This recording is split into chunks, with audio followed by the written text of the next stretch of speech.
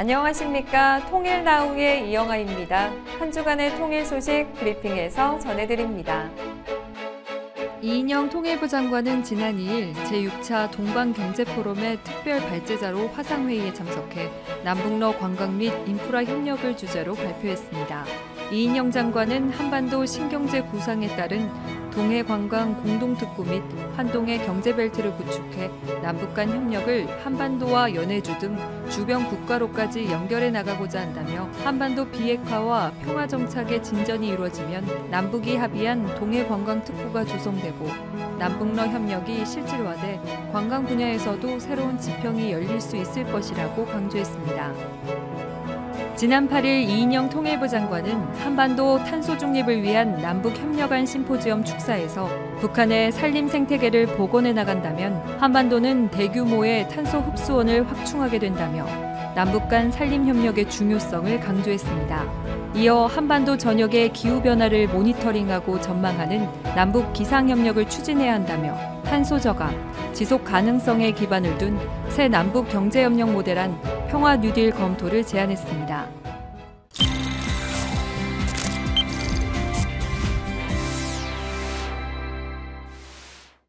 오늘 통일 왓수다에서는 국립통일교육원 박계리 교수, 탈북민 강나라 씨와 함께 북한 패션을 파헤쳐본다고 하는데요. 알아두면 쓸모있는 신비한 북한 패션 이야기 지금부터 함께 하시죠.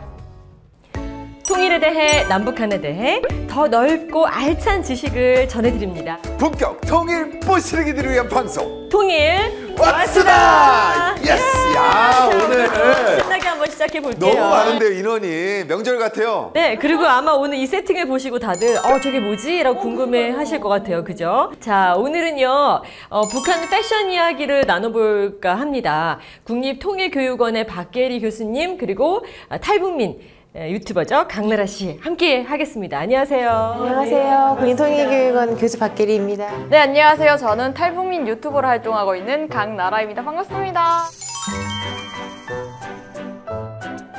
제가 오늘 1980년대부터 현재까지 북한에 일어났던 여러 패션의 변화를 통해서 북한 사회의 이야기를 한번 들여다보려고 합니다. 워낙 제가 또 옷을 좋아하다 보니까 할 말이 참 많을 것 같습니다. 뭔가 저는 이제 재우 씨 이렇게 옆에 서 있으니까 요즘 또 홈쇼핑에서 활약을 많이 하잖아요. 완판합니까 오늘? 아이, 그럼요. 오늘 가야죠. 오늘 북한 한복 주문 복주합니다. 자, 어떤 것부터 볼까요? 먼저 맨 앞에 있는 전통 의상부터 한번 이야기를 해볼까요? 네. 이게 우리가 보던 한복이랑 뭐가 다른가요? 같죠. 그런데 이제 북한은 이것을 이제 조선옷이라고 부릅니다. 조선옷.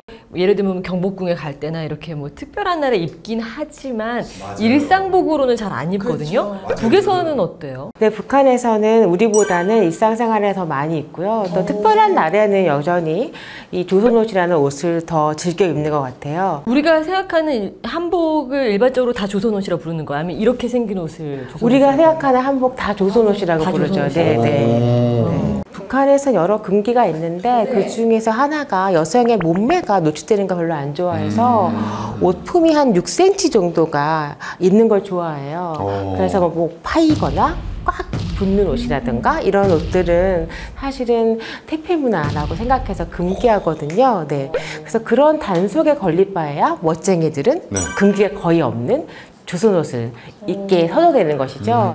자, 그럼 여기서 간단한 퀴즈 하나 낼게요. 좋습니다. 네. 여기 이제 조선옷이 이렇게 있는데요.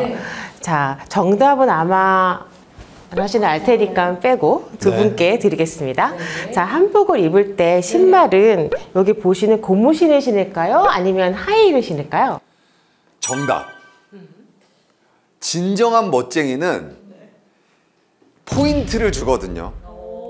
그리고 저도 우리 통일아스다 하면서 지금까지 북쪽 사진 많이 봤잖아요. 한복에다 일반 하이힐 신더라고요. 아니, 그래도 뭔가 매칭을 하려면 고무신도 예쁜 게 많잖아요, 요즘에. 옛날 같은 그런 고무신만 있는 게 아니거든요. 이렇게 힐을 붙여서 만든 예쁜 고무신들이 요즘 많기 때문에 저는 여성들이 그 옷을 입을 때 핸드백과 신발, 이거는 진짜 너무 중요한 포인트라서 그 매칭을 그렇게 이상하게 할 것 같지 않은데 저는 고무신. 그럼 결정하셨나요? 네. 네. 하이힐을 신을까요? 고무신을 신을까요? 정답은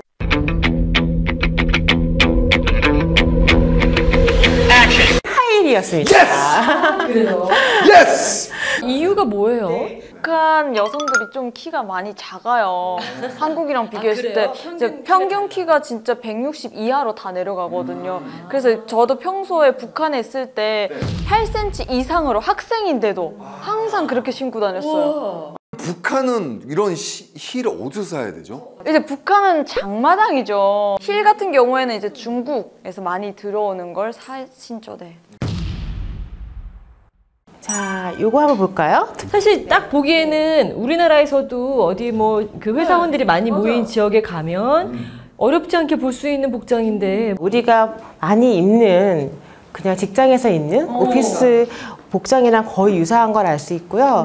일단은 치마 길이는 앉았을 때 무릎이 살짝 보이고 섰을 때 무릎이 가려지는 흔히 샤넬 라인이라고 하는 그 라인. 그리고 품은 약간 타이트하지 않게 입는 이런 투피스. 이런 디자인들이 북한의 직장에서 일하는 여성들의 대표적인 옷차림이에요. 그러니까 우리 예를 들면 그 면접 볼 때 여성들이 입는 옷차림하고 굉장히 유사한 것 같아요. 근데 이렇게 들으면 이제 굉장히 이제 오래된 이야기 같잖아요. 근데 2000년대 초반까지 북한에서는 여자는 치마를 입으라고 했다고 하더라고요. 아, 바지를 입는 거는 별로 흔한 일이 아닌 거예요. 그렇죠. 바지를 완전히 못 입는 건 아니고요. 그러니까 직장 갈 때까지 치마 입는 거예요. 그러니까 직장에 간 다음에 내가 노동이 좀 많은 일을 할 때는 바지 작업복을 갈아입는 거죠. 그렇지만 직장에 갈 때는 바지는 이제 금기시된 여성의 복장이었어요. 네.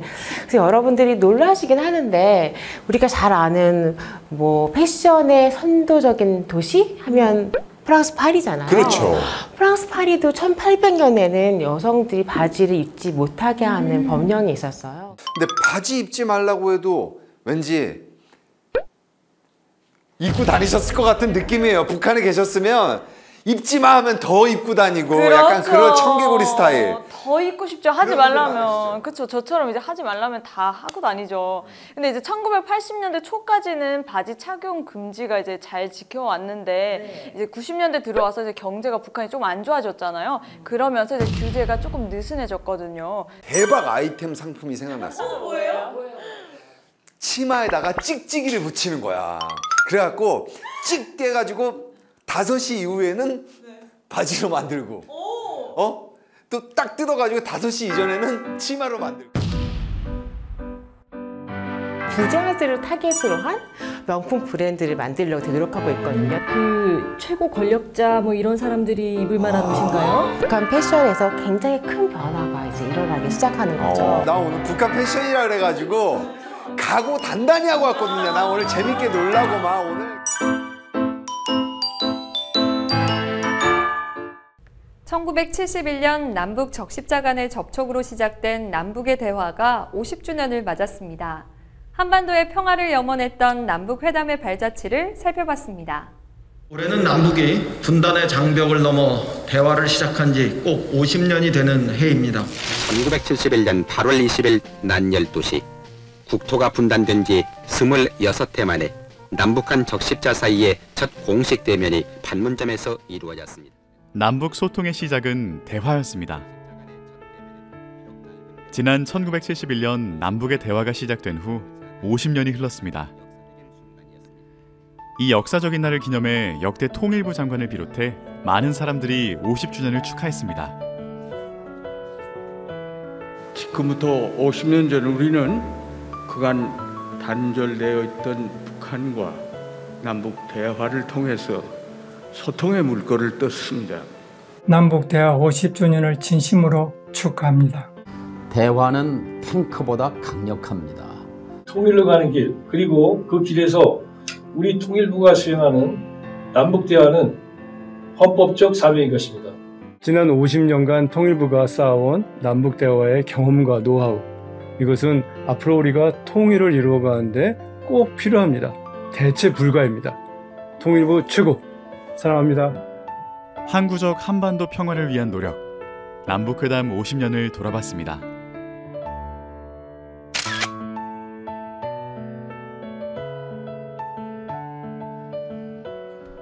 지난 9월 1일 통일부에서는 남북회담 50주년 기념식이 있었습니다. 사회적 거리두기 등으로 현장 행사는 축소하고 온라인 생중계 방식으로 진행했는데요. 이인영 통일부 장관은 기념사를 통해 남북대화 50년의 발자취를 되돌아보고 통일부가 가야 할 미래를 전했습니다. 1971년 8월 20일 정오, 남북의 적십자 대표들은 분단 26년 만에 판문점에서 처음 만났습니다.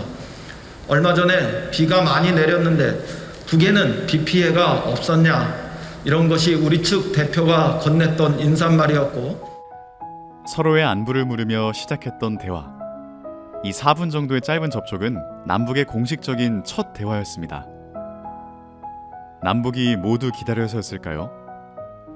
첫 접촉을 계기로 남북의 대화는 급물살을 타게 됩니다. 9월 1일에 남북 적십자 회담 사무국이 개설되고 9월 20일에는 5명의 대표단을 구성해 제1차 예비회담을 했으며 9월 22일에는 판문점 남측 자유의 집과 북측 판문각 사이에 남북 간 직통전화도 개통됐습니다. 하지만 국내외적 상황에 영향을 받는 남북 대화가 언제나 순탄했던 것만은 아닙니다. 남북 관계는 많은 경우 가다서다를 반복했고, 남북 대화 또한 빈번히 무산되거나 성사되더라도 아쉬움을 남기는 경우가 많았습니다. 그러나 돌아보면 분명하게 말씀드릴 수 있는 것은 한반도는 평화 공존, 공동 번영의 미래를 향해서 한 발 한 발 전진해 왔다는 것입니다. 1991년 남북 기본합의서 채택을 시작으로 2018년 9월 평양 공동선언에 이르기까지 남북은 총 667회의 대화를 통해 한반도 문제에 대한 포괄적인 해법을 논의하고 경제, 사회문화, 보건의료와 이산가족에 이르는 다양한 현안들에 대해서 합의할 수 있었습니다. 대화와 소통이 만들어낸 성과였습니다. 남북대화 구심력이 마련될 때 우리는 한반도 평화 정세를 주도해 나갈 수 있습니다. 그 결과 한반도는 동북아 세력의 가축장이 아닌 동북아 평화 공존을 촉진하는 중심 공간이라는 새로운 가능성을 향해 나아갈 수 있다고 확신합니다.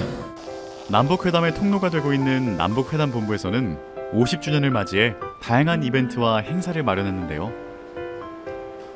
시민들도 남북회담 역사를 함께할 수 있도록 지하철 역사에 사진 전시를 하고 동시에 남북회담본부 홈페이지에서 디지털 사진전도 열었습니다. 또한 남북관계 전문가를 초청해서 지금까지의 남북회담을 돌아보고 미래의 방향성을 제시하는 학술 포럼도 열었는데요. 제도화를 통해서 좀 지속 가능성을 좀 높이면 좋지 않을까.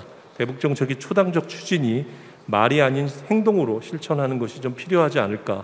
그래서 저는 여야정 협의체라든지 대북 정책 분야에서의 여야 협치를 강화하는 부분, 또 필요하다면 결해말 큰 사장 같이 남북 협력 사업의 추진을 법제화하는, 그렇게 해서 이걸 제도적으로 지원하는 이런 방안도 생각해 볼 수 있겠습니다. 특히 2030 세대 한반도 문제에 대한 낮은 관심, 이 부분은 우리에게 많은 고민을 던져주고 있고 통일부에게도 저는 큰 과제가 되고 있다는 생각이 듭니다. 기념식과 학술 포럼의 전체 내용은 유튜브 통일부 채널에서 확인하실 수 있습니다. 그동안 우리는 남북대화 50년의 긴 터널을 지나왔습니다. 그리고 우린 다시 대화의 기로에 서 있죠. 남북 모두가 원하는 건 과거에도 지금도 한반도의 항구적 평화 정착뿐입니다. 서로의 목표가 같은 만큼 남북의 대화는 언젠가 적대를 넘는 공존의 결실을 맺을 것임을 기대하겠습니다. 인공지능 하이평화가 알려주는 오늘의 평화지수. 전라도, 경기도, 강원도를 넘어 함경도의 평화지수까지 알아봅니다. 통일부 쇼비디오 영상공모전 수상자 하이평화 보시며 통일나우를 마칩니다. 시청해주신 여러분 고맙습니다.